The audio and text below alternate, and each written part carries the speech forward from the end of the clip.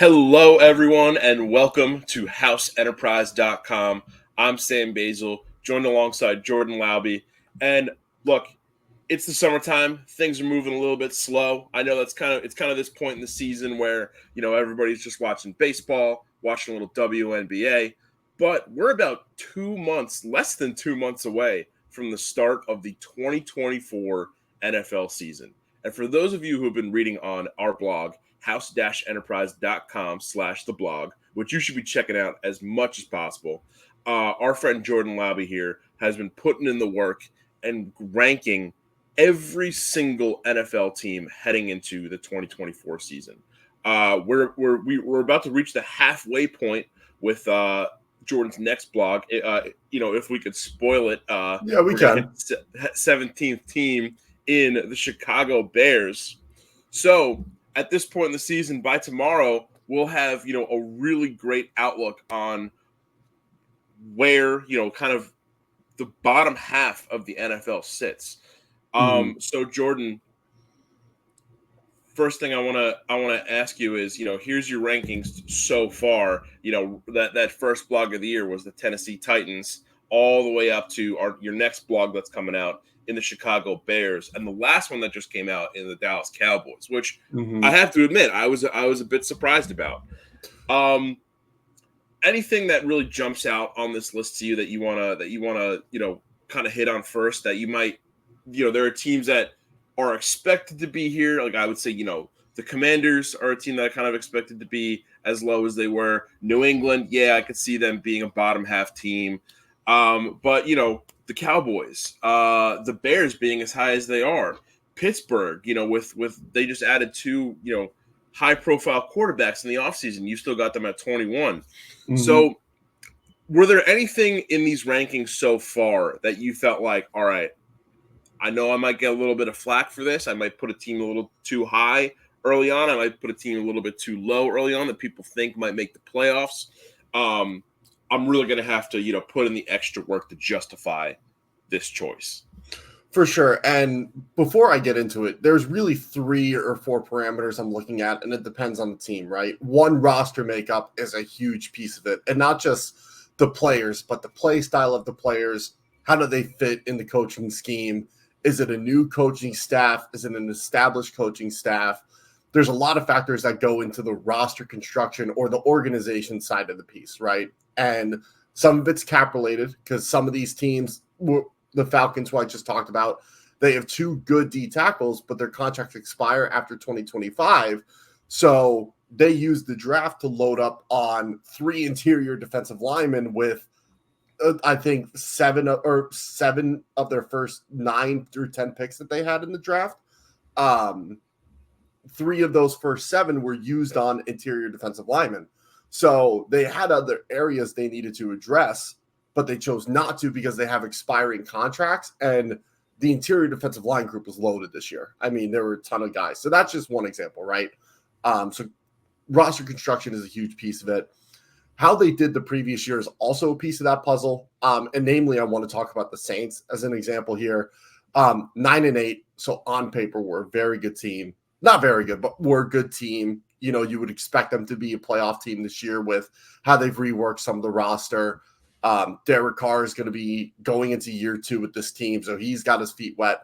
But from my perspective, a lot of those wins, they stalled out a ton on offense. They annihilated the Falcons in the last game of the year, which helped out a lot of their metrics and put them top 10 into multiple categories on offense and defense, and especially points scored. I mean, this team was middle of the road points scored, and then blew out the Falcons, scoring 48 points in the last week, and that put them into the top 10, right? So, like, a lot of these teams were not consistent last year, and that's what you see in this bottom half, right? Like, I would say the majority of these teams are good teams, but the consistency, the roster construction, and then the third point, their schedule. I mean, some of these schedules that these bottom teams are playing are really tough, and that's not to say that's the reason they're this low, but some of these teams are running an absolute gauntlet. I mean, the Panthers, the Cardinals, I believe the Raiders are also running a gauntlet early in their seasons, if I'm remembering correctly. And that doesn't hurt the team. I take that into account. As you see, I have the Carolina Panthers are my fourth bottom team, and I have them finishing 7-10. That's not because the team is good enough to be 7-10. It's that they have a favorable schedule, especially in the back half of the season. And that's when I expect Bryce and Dave Canales to be fully in sync with each other, and they're going to take advantage of the defenses. So those are kind of the three things: is roster construction and overall organization structure. How did they finish out last year, and what were some of the variables that played into how they actually were? And then what's their schedule this year, and how I think they're going to play against those other teams that may be better and may be worse than them. And obviously injuries are a huge part of the puzzle, right? Like the Jets last year I had as a top 10 team. Aaron Rodgers goes down. They lose half their offensive line, finish as a bottom 10 team. So obviously that was something that you can't really foresee, right? So I try to take injuries out of it as much as possible. Teams that do have more injury-prone players later in the year, I kind of dial back how good they are when I'm determining record and schedule head-to-head matchups, but I try to stay away from that as much as possible in my overall ranking of how the teams will finish. Yeah, that's a great point. Because it's hard, right? I mean, you know there are guys that are injury-prone, but sometimes you kind of want to give them the benefit of the doubt. And like you said, I mean, the Jets are a perfect example. Like, they're to shout out the those that theorize that the NFL has a writer's room, right? Like that's something really hard to script, right? Aaron Rodgers going down on the third play against the Buffalo Bills in week 1. One thing that you highlighted that I thought was really interesting is a team like Carolina, right? They're gonna you feel like they're gonna struggle early on, and then they got some games kind of towards the second half that they can kind of capitalize on. The NFL is a league where I feel like the disparities between strength of schedule is probably the most variable, considering how balanced of a schedule that the NBA, the NHL, Major League Baseball plays. And obviously the biggest factor in that is just the amount of games they play. I mean, it's really hard to create a balanced schedule in 17 games. So do you feel like there are ways that the NFL could try and fix that? I mean, obviously they want to, maintain the idea of,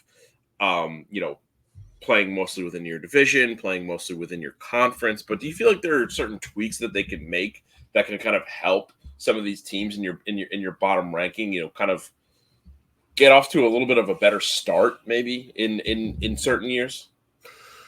I think it all depends on how you think the schedule should be structured, right? Like the NFL made a change, I believe 5 or 6 years ago, maybe even earlier than that, where the last week is strictly divisional matchups, right? And normally it's a team you either have played recently or you played in the very beginning of the year. And I'm not sure why they do it without having like some teams sprinkled that play in the middle of the season.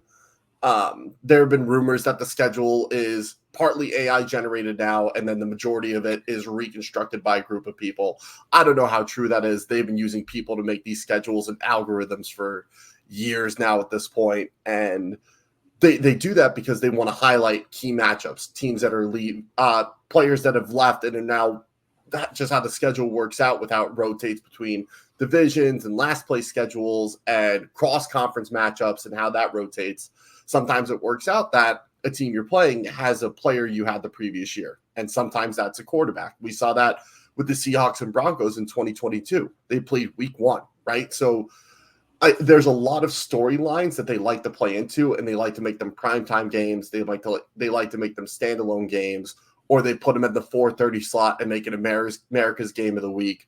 So there's a lot of scheduling pieces that are very headline driven. And I think if that generates numbers, right? The NFL sees a huge uptick in not huge uptick, but a significant uptick in metrics in terms of social media engagement, actual viewership for the games, getting the league talked about and trending. That's a huge piece of their puzzle and why they've been so successful.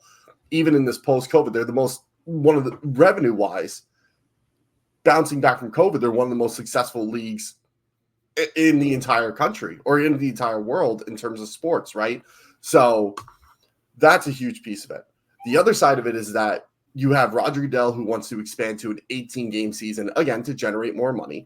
But the problem is that's going to put a huge strain on the players. And Joe Burrow has come forward and said, have 2 bye weeks and a standard 13-week bye week, week 13 bye week. Everyone's off. You do the Pro Bowl shit then. So this way you actually increase viewership on that. I don't know how the players are going to feel about that because that's their week off. I don't know if they want to be playing mini games, playing dodgeball when they're supposed to be recovering and having off from football. So wanting to expand to 18 games, the headline thing, I think it's really difficult to do that. And the other side of it is that there's so much parity in the NFL and football in and of itself. You could have a team that's horrible beat a team that's very good. I mean, we saw that with the Cardinals and Eagles last year. Not to be a homer, but I went into that game thinking we would win just where the Eagles were at that point in the year. They were starting to downtick. Their offense was starting to get figured out. The defense was one of the worst in the league last year, and for good reason. And they made the appropriate changes so that doesn't happen. But the other side of that coin is that with the draft picks, the rookie impact, the cap room, so you can't have the same players on roster year over year. Every team is different. No team is the same year over year. And I know that's the same in a lot of other sports. But when I think about basketball, there are teams that use their core 8 players and keep them together for 2 to 4 year stretches. In the NFL, that never happens. There is never a team after one season, the next season they have the same exact starting lineup on both sides of the ball going out, right? So there's parity because of the roster changes, how rookies are impacted when they come out through the draft, big-time free agents not hitting their mark and getting benched later on in that season or the year after. So it's the biggest team sport, which is why there's so much parity, right? Like in basketball, you have your playmakers, you have your scorers. In baseball, you have superstars, and it is a team sport. But when you're batting, it's independent of what the rest of the team is doing. Obviously, when you have guys on base, that determines what kind of pitches you're going to get and what you're going to swing at not. I'm going on a tangent here, but there are those sports in and of itself are a little bit more individualistic, where football is a legit team sport. And that's why you get this parity. And that's why when they make the schedule, there's not really a way to accommodate that and make the schedule more balanced, where you have teams with a really easy schedule and they do well, and then teams with a really hard schedule and they're going to just do bad out of nature. Some teams have a tough schedule and end up coming out on top because of it, because they're tested every week and they know how to overcome that. Yeah, and obviously, when people talk about ranking strength of schedule, heading into the preseason, right, you could probably find a ranking right now of every team heading into 2024. Mm-hmm. That ranking is based on the record of their opponents in 2023. That's like that could be up to 9 months removed from when those teams last played games. So, I mean, maybe that'd be a fun article for us to do, comparing, team strength of schedule expected heading into the season and then what they do coming out of 17 games. 100%. I'm sure there's a lot of teams that have a lot of variance in that.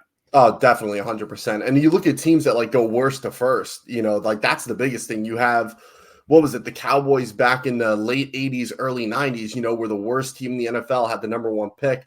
And I think we've talked about this on a podcast before, but 3 to 4 years later, they win a Super Bowl, right? Those strength of schedules year to year look incredibly different for teams that play against them because they started out so bad and then somehow rose to the top, right? And so to your point, yeah, strength of schedule is great, but it's based on last year. And to my point, a lot of these teams are completely different from what they were in terms of roster construction, coaching, organizational changes. There's just a lot of variables that go into it just outside of record, which is why I do my best I'm basing my rankings not based on record, but based on those other factors I talked about. Yeah. I mean, think about for an example, the year that Tom Brady went to the Patriots, right? In 2020, went from the Patriots to the Buccaneers, right? All those teams that were playing the that were playing the Patriots, in the 2020 season, their strength of schedule was not reflective of what that team actually was. And same thing for teams that were playing the Bucs. That team was completely transformed in the offseason. So Mm-hmm. something to think about heading into 2024. In terms of your methodology, obviously it would be very kind of irresponsible of you, now that we're halfway through, to change it up for the final 16 teams, right? Mm-hmm. But as you've gone through this season, is there anything that you feel like you are looking at these rankings and are thinking, in your research going, you know what, that's a really interesting factor that's affecting a lot of teams. Like maybe next year I might try and, kind of put that in the formula for getting these teams ranked. It's funny because I've thought about the methodology a little bit, and I'm obviously not going to change it at this point, but I think a bigger point of emphasis I'm going to do next year is key departures, because I have key additions and who's been added, but some of these teams lost a ton of firepower in their offense, defense, and coaching staff, right? Like that's why the Bucks are sitting at 23. I believe in Baker Mayfield and think he's good, and Mike Evans and Chris Godwin are awesome in their own right, but losing Dave Canales is a huge piece of that puzzle. I mean, look at Geno Smith last year. Like, obviously, he was still a good quarterback, but he was not nearly as efficient as he was when Dave Canales was the offensive coordinator there.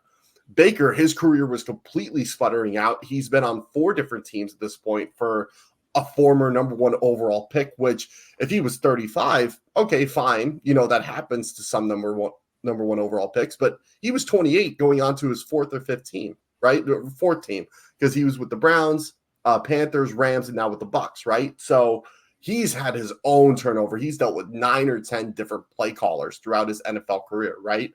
Landing with Canales, his specialty is that he caters the offense to the quarterback because he has a very good understanding of how quarterbacks flow in games, where their hot spots are, where their cold spots are. And he won't just focus on the hot spots. He'll purposely design concepts into the cold spots too, just to keep defenses honest. But also, once the QB's comfortable in those hot spots, great. Let's take a shot play in a spot he's not comfortable and see if we can hit it, just to create better tendencies for us where we're not as predictable, right? So I think Liam Cohen's going to be a good offensive coordinator. He spent time with the Rams and with the Kentucky Wildcats over the past 3 years.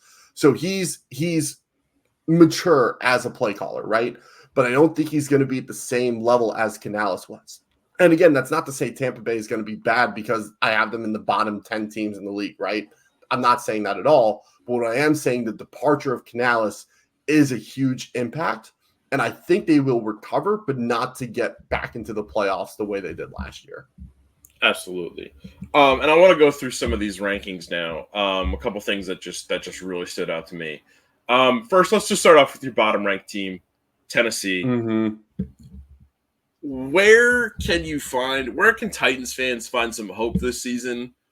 And where do you really justify Tennessee being just the worst team in the NFL this year? This Tennessee is in the balance of how Will Levis does in the sophomore season. And I hate to put it all on a young QB, but this roster they attacked this offseason in the hopes that he is their franchise answer and that he is the guy. And he was the most up and down player in the NFL last year, regardless of being a rookie or not. I think he had a top 5 big time throw rate and a top 5 turnover worthy play rate in terms of high percentages, right? So he was throwing balls into double coverage, was underthrowing receivers into cutting defenders. He was not doing a good job managing the pocket. But then, I mean, we look at that Falcons game, he looked like he was the real deal. The first game he had to start, right?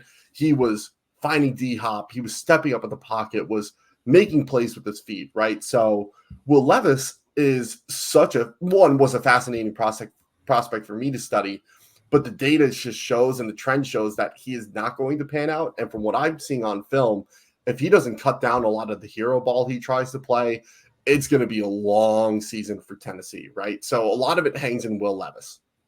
The other side of it is that management and ownership wanted to go away from Mike Vrabel's style of coaching, where it's it's very non-individualistic. It's very team-oriented, which is not a problem at all. But when you have NFL guys who are making millions upon millions of dollars, there is some individualism into it, right? Like, it's very tough for it to be a team sport when you have guys making a ton of money, want exactly what they're worth, and there's no right or wrong answer in that, right? Because These people need to feed their families. They have to have a roof over their head. They need to set up generational wealth. So there's a huge part of it there, right? But Bill Callahan is a great coach, by the way. Don't want to take anything away from him, but going from Vrabel to him, I think is going to be a bit bigger of a hiccup than what they're ready for. The offensive line is going to be better. They added J.C. Latham, who's very good. Peter Skoronski last year at guard was solid. But they still have holes on the offensive line. And then the defense is just brutal. It's one of the worst defenses on paper in the league. You have Jeffrey Simmons and then a couple of DBs, and that's really it. They have no real pass rushers. Their secondary is going to get torched. They're going to have a 5th-round rookie starting at linebacker, right? Like, not to say that that's a bad thing, but I didn't have a big grade on Cedric Gray. I think he's a good player, but I don't think he's a starting caliber NFL linebacker.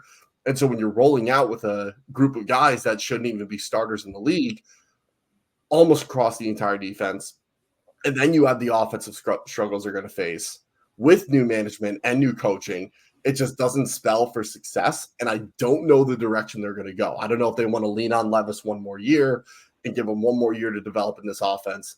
I don't know if they want to go for, at this point, Carson Beck is QB1 for me, and I don't think he's going to lose that. Do they go draft Carson Beck and try to run it back and revitalize this offense through him? So it's not going to be pretty for Tennessee this year. And they have a relatively tough schedule, if I remember correctly. They play a couple of my top-ranked teams throughout the year. So one thing you mentioned was the hero ball aspect. And Brian Callahan coming into this team, right? He was the offensive coordinator for Cincinnati for several years. So he had he was there from 2019 to 2023. So he had with the injury, I would say 3.5 years of coaching Joe Burrow, right? Mm-hmm. So, I mean, that's another guy, right? That's a highly talented quarterback. Trying to mold him into an elite talent. How much of that do you think Callahan can take from, coaching Joe Burrow as the OC of the Bengals into developing Levis, not necessarily eliminating that hero ball, but kind of making it into something that's a little bit more team-oriented, a little bit more of a consistent arm that the Titans can lean on? Pocket presence is the first thing that comes to mind, right? Like Brian, and I spoke out of turn. Bill and Brian are both the father and son. They're both with the Titans. Bill's running the O-line. Brian's running the team. But either way, so Joe Burrow has some of the best pocket presence in the league, which is a very underrated thing when people look at QB play. Like, most people go to a box score or they go look at advanced stats, what their adjusted air yards are, what their time to throw is. Like, a pocket presence in and of itself is really, you can't measure that. You just have to watch it, right? And Joe Burrow has some of the best in the league. His pressure to sack rate is right in the middle of the league, which is what you expect for mainly. He is a pocket quarterback. He has some athleticism, but compared to everyone else in the league, he's not going to take off and run if he has a lane. He's going to stand in the pocket and deliver a strike if he can, right? He doesn't have the biggest arm, so they do a lot of intermediate and short passing concepts, and Joe is okay taking those. He's okay dumping it off to the flat. He's okay just taking a 10-yard dig over the middle of the field, even if he knows he has a post going back over the top or coming from the other side, right? He's okay taking the easy passes, which is why when he's been healthy, he's been incredibly successful. And yeah, he's had one of the best wide receiver trios in the league, but that offensive line has been terrible for most of his career, which is, again, the pocket presence side of it. He's had to navigate a bad load line and need to get the ball off to his guys, right? So pocket presence is one thing he'll be able to bring into Will Levis, and being able to take the easy throws. Most rookies, they try to make the big play. We saw it with Andrew Luck very early on, took a lot of stupid throws, but it was worth it because he was an incredible rookie quarterback and was an incredible quarterback until he retired early. But again, those two key factors, pocket presence and taking the easy throws, will help reduce that hero ball aspect where he doesn't feel like, oh, I'm pressured, I need to get out of the pocket, or, oh, I'm pressured, I need to backpedal and get deeper, because that will just mess up your reads, your progression, how you see the field, and everything in between. And just the timing of everything. That's huge for Brian Callahan's offense and what they did with the Bengals, right? Timing was a massive aspect of how that offense operated and was efficient as it was when it got them to the Super Bowl, right? Obviously they had their fair share of injuries over the past 2 years, and they weren't able to take advantage of that as much as they have in the past. But if they can bring those, and Will Levis can take even half of those, not to say that he can't take coaching points because he's coachable, right? But if he can take half of those and actually apply them in game, they probably bump up a little bit. But just based on what I've seen and what the data tells us, most likely is not going to happen. Yeah. So tough season ahead for the Titans, but you know, there are areas where they could definitely improve. For sure. The next thing that jumped out to me on your rankings is, well, every division in the bottom half of your rankings is represented. All 8 divisions in the NFL have at least one team here. There is one division, though, that has 4, and that is the NFC South. Yeah. Historically, the NFC South has been kind of one of, I don't want to say historically. I would say probably like in the last 10 years, they've had they're consistently the team with, some of the, the most kind of non-playoff teams in it. There have been several years where, I remember, the champion of the NFC South heads into the playoffs with like a 7-9 or like a, 7-10 record even. And so based on these rankings, you kind of feel like that might be the case again this year. So, we've got Carolina, Tampa Bay, New Orleans, and Atlanta. Atlanta is the highest ranked team in this division right now at 19. Is this kind of just going to be a race to the bottom for this division this year? Or do you really feel like there could be something that Atlanta can do to actually, should they make the playoffs, maybe get at least a win? I think Atlanta can get a win just based on how much better this offense is going to be. And the fact that they also have they have the defensive coordinator from the Saints, who's one of the best run defensive minds in the league now. Currently, Saints have always ranked as a top run defense over the past several years with him there. So having him in the fold to work with Raheem Morris is going to be a huge asset for this team to push them forward and to get this team defensively locked in, which they haven't been lately, from my perspective, right? And you see it in that Falcons game when the Saints blew them out at the end, right? Like, and rubbed it in their face, right? So there's that side of it. The other side of it is that it's like I said, brand new coaching staff. They had the worst draft grade, and honestly, the free agency was okay in and of itself, but I don't think they did enough to get this team over the playoff hump. They're going to make playoffs based on being the best team in that division, based on my projections. But all of that encompassed with Kirk Cousins, right? Like, Kirk Cousins is a good quarterback, and I'm tired of people saying that he's not. He's a very good, very capable quarterback. He has been for the past 5 years, regardless of his playoff struggles, regardless of some of the bonehead mistakes he'll make. Every quarterback makes bonehead mistakes.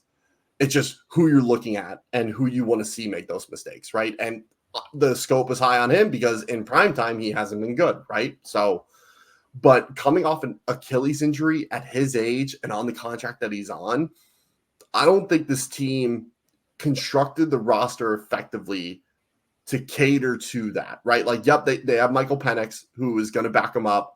And he has a lot of miles on his arm. He's got the experience. He's got the not the charisma, but the composure to play in those big games and to play on the big stage, right? So Penix was, from that perspective, was a good ad. The value they took on him, I'm not going to agree with, but that's fine. But now they have 2 QBs where last year they had none at all, right? But there's so many red flags with the QBs that they have. And the rest of the roster has its own issues between the entire defense not really having a good pass rush. The secondary is good, so you can have that. But the front 7 is really not that strong besides the defensive tackle position. And you have a new coaching staff who's trying to implement their culture, their way of running things, their schemes. So there's just a lot of moving pieces. And you put that on a veteran who's supposed to lead this team, who's at the tail end of his career and will probably retire after the 2025 season. At this point, he's in win now mode, right? And I don't know how well that's going to gel with someone who's in win now mode versus someone who's trying to establish and build a culture with a really talented roster up and down, regardless of some of the holes that they still have, right? So That's why I have them at 19, because they're going to have some growing pains. They do have somewhat of an easy schedule in terms of how my rankings are set up, but there are a lot of toss-ups in their schedule as well. And I think that's what's going to bite them, is those toss-up games are going to lose more than they'll win, if that makes sense. Yeah, absolutely. And then the next division that kind of jumps out to me is the NFC East, which has three teams in the rankings here. So that's obviously Dallas at 18, the Giants at 26, and the Commanders at 31. I don't really want to talk too much about the Eagles because we'll probably obviously they're not here, so we'll get to them on the next episode where we talk about these rankings. But is the NFC East kind of becoming the AFC East of of the 2020s? That AFC East division of the 2010s where it was pretty much the Patriots and everybody else. It's not there yet, but if the Cowboys don't do something about Dak and CD, it will 100% get to that point, right? You have the Giants, who are, at least for this season, going to ride with Daniel Jones, which I talked about at length in my blog. He's had one incredibly efficient season with a brand new offense, but now teams are starting to understand that offense. And Brian Daboll's an awesome coach. The fact that team went, 6-11 last year while rotating 3 different QBs, all of which were in the bottom 10 of the league of guys that saw significant playing time. The fact they went 6-11 is a testament to his coaching and how he put that staff together and what they did, right? So, which is why I have the Giants higher than bottom 5, right? Like it's mainly the coaching and how they attack this offseason. So, but the Giants, again, still a bottom 10 team for me. Commanders are not better. They still have a ton of holes, especially on the offensive line, and that defense is atrocious after getting rid of 5 starters from the previous season and drafting guys who are not going to be that solid for them. So they have their own holes and their own things that they need to work through. But then we go to the Cowboys, right? And I mentioned the Dak and CD connection in the blog, and I mentioned them here. But even if Dak and CD stay, they, outside of the draft, they added a few players, and one of them's a 29, 30-year-old veteran who's only on the team because he understands Mike Zimmer's defense. And that's Eric Kendricks, right? Like, Eric Kendricks was very good in his mid-20s, but now is not sputtering out, but he is not the same impact player he was. He's not that good in coverage, still decent against the run, but he's only there to help transition Mike Zimmer's defense to Dallas. And losing Dan Quinn is a huge piece of why their ranking dropped as much as they did from the previous season. Offensive line has some of their own issues, even though their starters are good in their own right. Their depth isn't good, and most teams are going to use more than 6 offensive linemen throughout the season just based on injuries and everything, right? So when you don't have a deep offensive line, you have a really good QB and a really good receiver, but really not much else offensive help, virtually no running game, and your defense is a shell of what it was. That's going to drop you down a few pegs. If they added, 2 or 3 more guys through free agency that were going to be key contributors on this team, they probably would have been in the top half. But if 5 of their starters go down for a significant time throughout the season, this team is going to not make playoffs. The health is going to be a huge success piece for this team. Yeah, absolutely. And then the other team that really jumped out to me, I mean, not that I really expected them to be a playoff team, but I mean, they generated some serious buzz in the earliest parts of the offseason. And then, I feel like people haven't really been talking about them as much. The LA Chargers, right? I mean, Jim Harbaugh coming in, from a fantastic season at Michigan where he won the national championship. Obviously, he's kind of seen as the guy that's going to bring Justin Herbert into like a really top tier quarterback in the NFL, try and make the Chargers a consistent playoff team. Obviously, it doesn't seem like you think that's going to happen in 2024. I don't think a lot of people thought that was going to happen in 2024. But where do you see them making leaps, and where do you feel like it's going to take a couple seasons for them to really kind of get going? So I think the offensive play, and specifically the run game, is going to be greatly helped by Jim Harbaugh. He ran his pro-style scheme at Michigan, and it finally paid off in his 8th season there. or ninth season, actually. It finally paid off for him. And you saw throughout those years, Michigan leaned on the running game a lot. And regardless of what you say about J.J. McCarthy, it's not that he wasn't able. It's that they didn't have to use him as a quarterback, right? They just ran the ball. They had a three-headed attack in most years that they could lean on. They had really good run-blocking offensive linemen. And so when he's coming to L.A., L.A. already has some good run-blocking offensive linemen. Jameer Salyer, not the best pass protector, but good run blocker. Joe Alt, one of the best run blockers in this entire class. He's going to come in as a rookie. Rashawn Slater is a top 10 tackle in the league. Bradley Bozeman is projected to be their starting center. He's a horrible pass protector, but is fine as a run blocker. So you have 4 of your 5 offensive linemen who are going to be contributors in the run game. If they can get Zion Johnson up to speed, who they spent a first-round pick on a few years back, I mean, this offensive line could be really good. And that's the foundation of a Jim Harbaugh offense, right? Like, if the offensive line isn't there, you're not going to have anything. And we saw that towards those, not those down years in San Fran where they were still making playoffs, but they were getting eliminated early. That offensive line had their issues. And that's why that offense didn't click. They had the defense to lean on, but they don't have that in LA. This defense is not going to be good.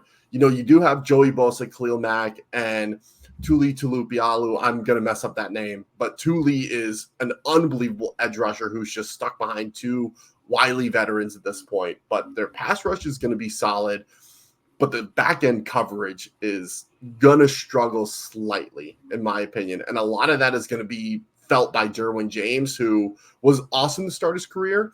And outside of box score, he hasn't been the same player. And I think if Derwin James can't put it together, this defense is going to struggle just like they have lately. So between getting the offensive line up to speed, dealing with the defense for what it is, and they have no true wide receiver at 1. I really thought Quentin Johnson was going to put it together in the NFL early on in his rookie year. Yes, it's 1 season. We shouldn't write him off yet. But people with his track record, I think there's only been 2 2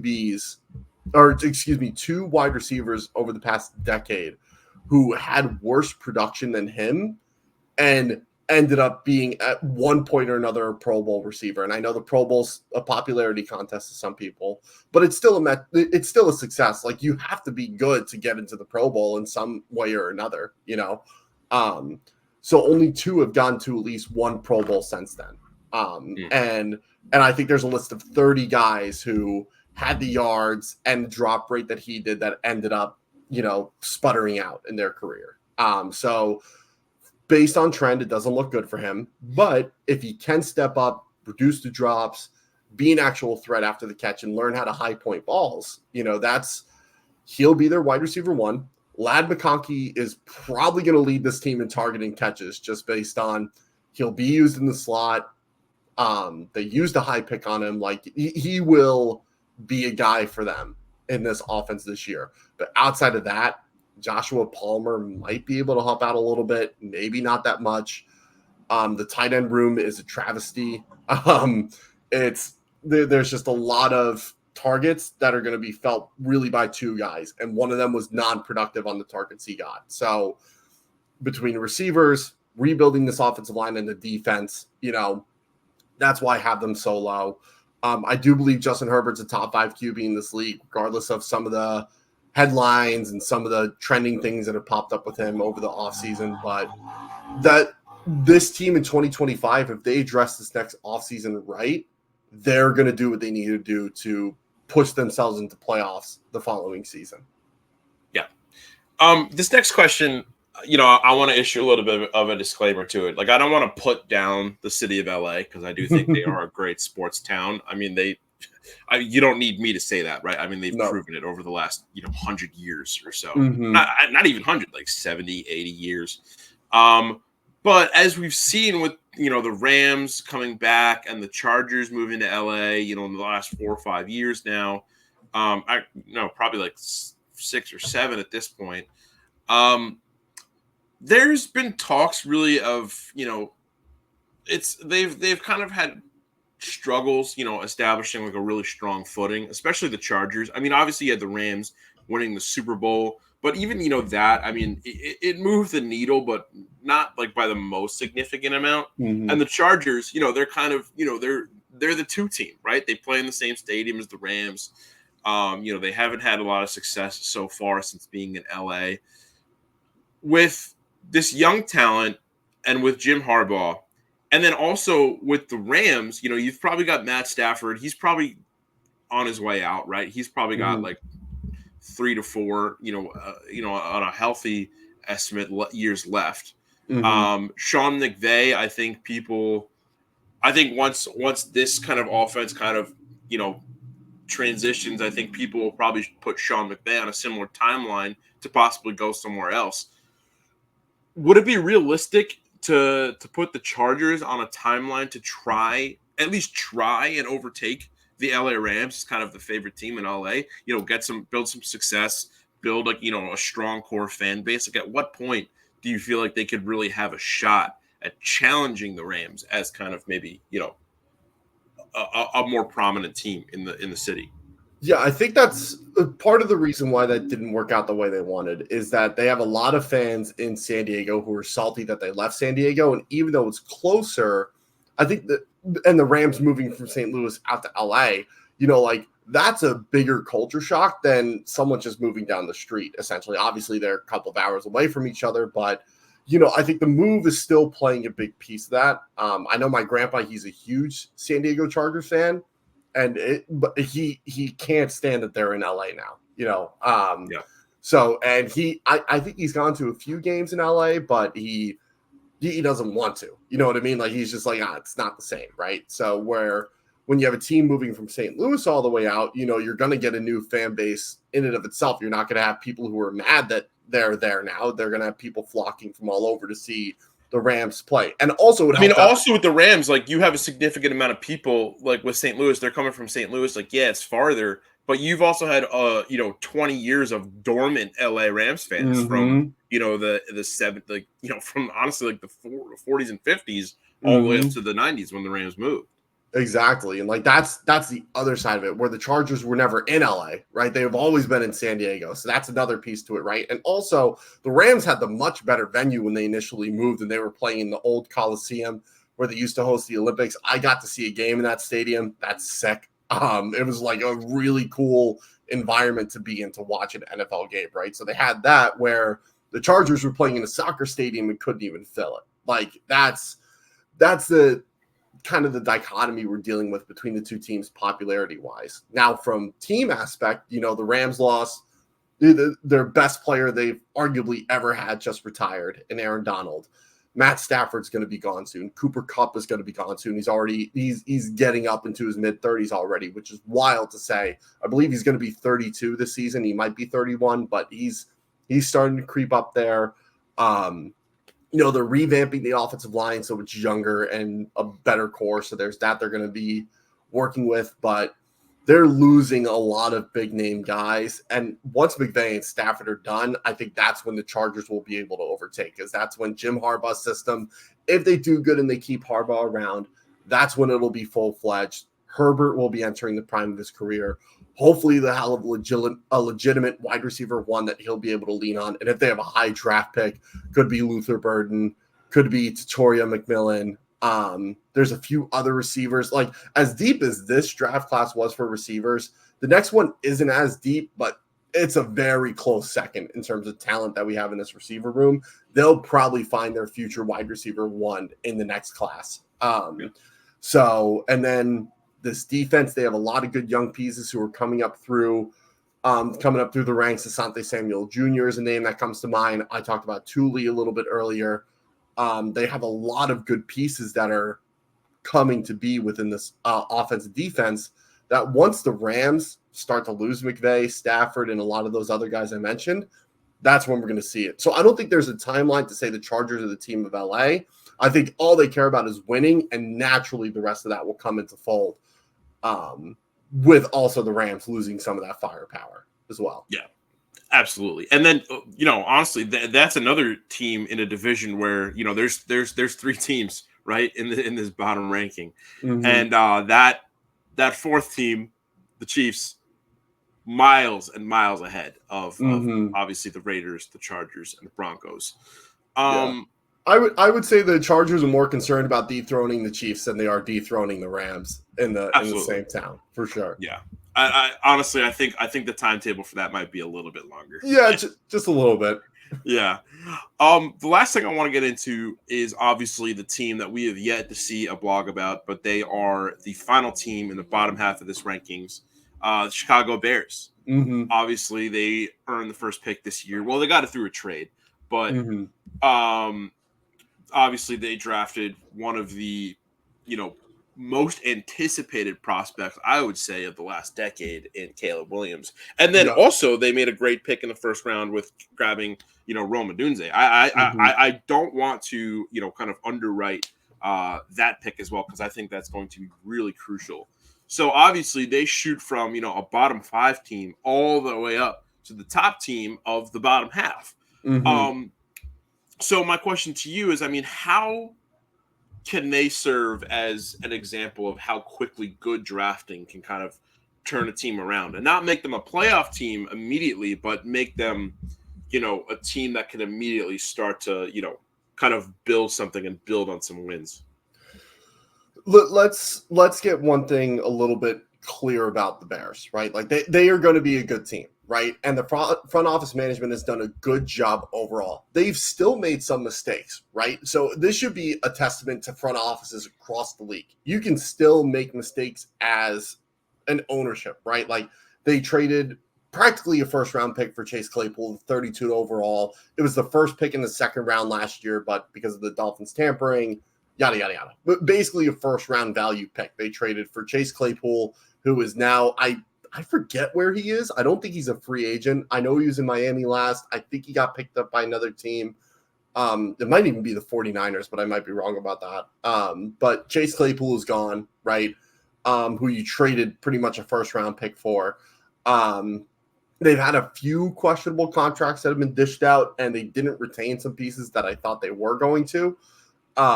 So there's been some front office decisions that haven't been good, but the ones that they've hit on have been absolute money grabs, right? Like great foresight by the Bears to say, well, Bryce Young is good, but we have a generational, and I hate putting generational on somebody because it starts to paint this picture that we saw with Trevor Lawrence.